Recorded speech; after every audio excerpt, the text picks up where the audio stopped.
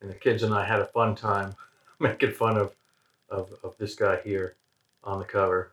Like they didn't tell him that they were shooting the album cover at that point. He was like, "Hey guys, are you doing it? Are you taking the picture?"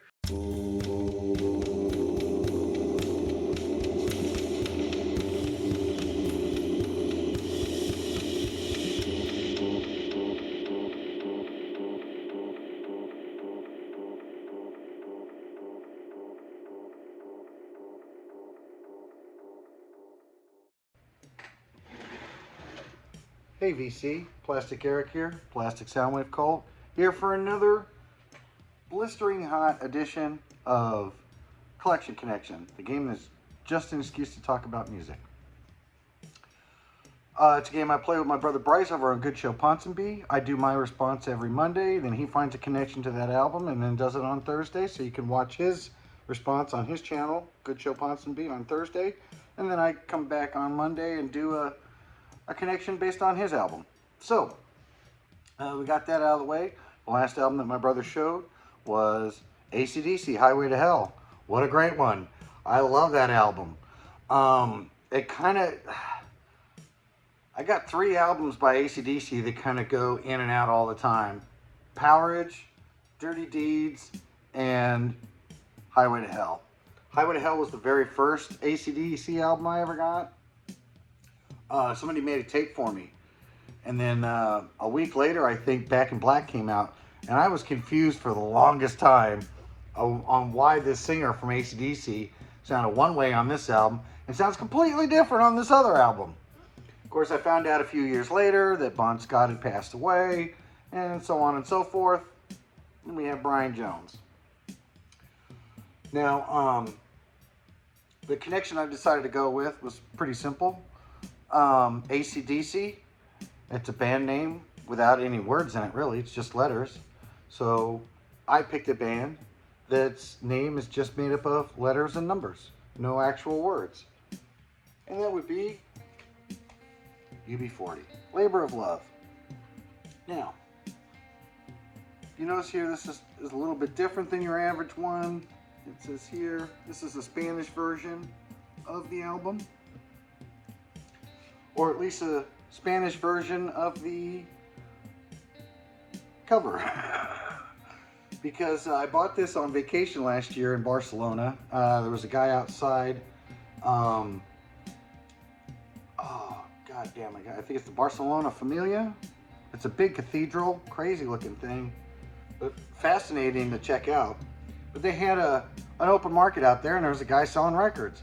And I bought this record, and I kind of, pulled out the record just to get a look at it, just to get an idea if it was in decent shape, but I really didn't look at it, but it looked like it was okay, so I bought it. And of course, when I got home, I clean it, and I start on my whole deal there, and here's side A, Kata A. It's right in the kitchen that was in there. Now, it's not like I could turn around and run to Barcelona, Spain from California to, see if I can get that rectified. So I've got Rat in the Kitchen, which I actually prefer as an album. I like that one better than Labor of Love. Really, the best song on Labor of Love is Red Red Wine, which is a cover at that point. Version Girl is good. But on this album, you got Rat in the Kitchen, Tell It Like It Is, The Elevator,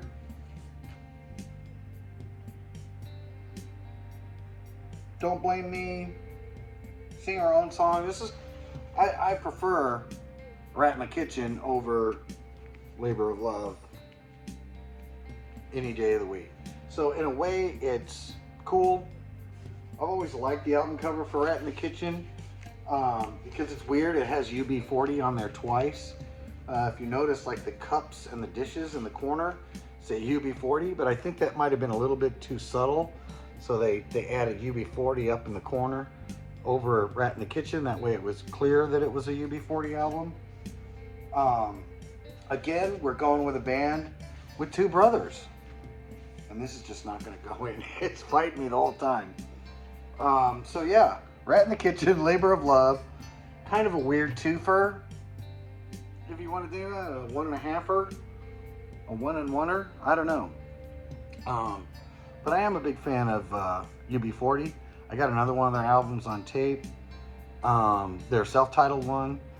I know that the lead singer, I guess, has definitely kind of changed his views over the years. I don't know if he's still in the band, if they still perform together or not. I'm not sure. I think they broke up.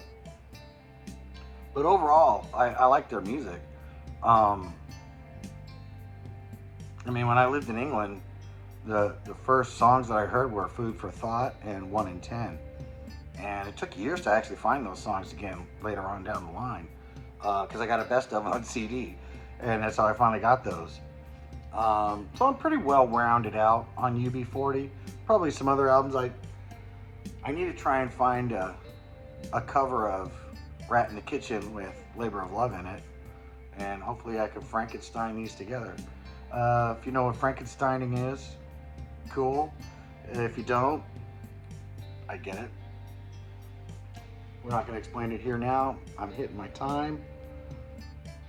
If you guys get a chance, Labor of Love's okay, but Rat in the Kitchen is the bomb album that you wanna get from UB40. So Bryce, that's my challenge.